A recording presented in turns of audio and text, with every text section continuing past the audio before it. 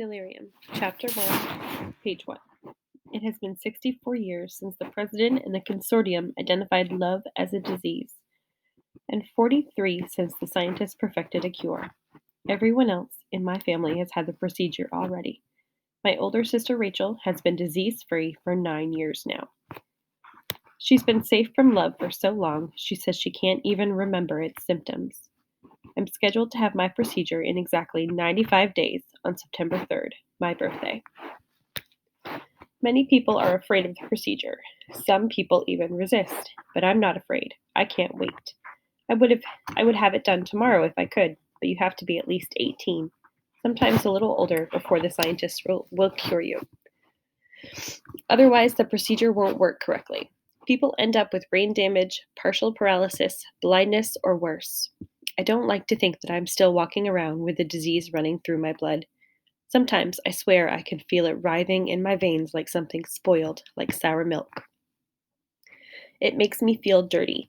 It reminds me of children throwing tantrums. It reminds me of resistance, of diseased girls dragging their nails on the pavement, tearing up their hair, their mouths dripping spit.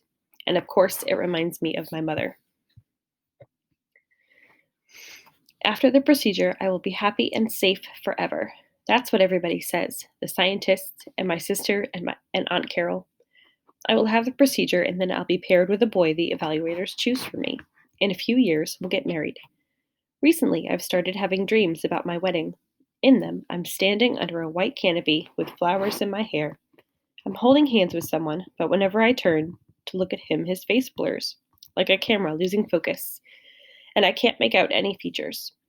But his hands are cool and dry, and my heart is beating steadily in my chest. And in my dream, I know it will always beat out that same rhythm, not skip or jump or swirl or go faster, just womp, womp, womp until I'm dead. Safe and free from pain.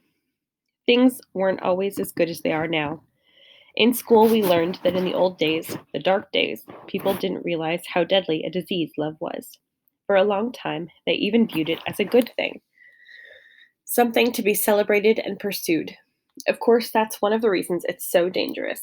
It affects your mind so you cannot think clearly or make rational decisions about your own well-being.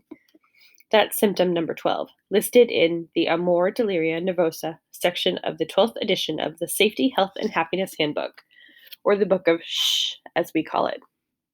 Instead, people back then named other diseases: stress, heart disease, anxiety, depression, hypertension, insomnia, bipolar disorder, never realizing that these were, in fact, only symptoms that in the majority of cases could be traced back to the effects of Amor Deliria Nervosa. Of course, we aren't yet totally free from the deliria in the United States. Until the procedure has been perfected, until it has been made safe for the under 18s, we will never be totally protected. It still moves around us with invisible, sweeping tentacles, choking us. I've seen countless uncures dragged to their procedures, so racked and ravaged by love that they would rather tear their eyes out or try to impale themselves on the barbed wire fences outside of the laboratories than be without it. Several years ago, on the day of her procedure, one girl managed to slip from her restraints and find her way to the laboratory roof. She dropped quickly, without screaming.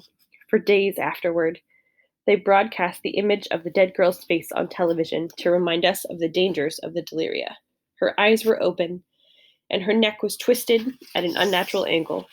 But from the way her cheek was resting against the pavement, you might otherwise think she had lain down to take a nap.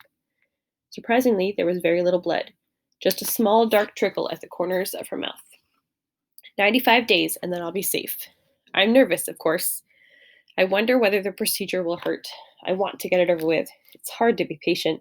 It's hard not to be afraid while I'm still uncured, though so far the deliria hasn't touched me yet. Still, I worry.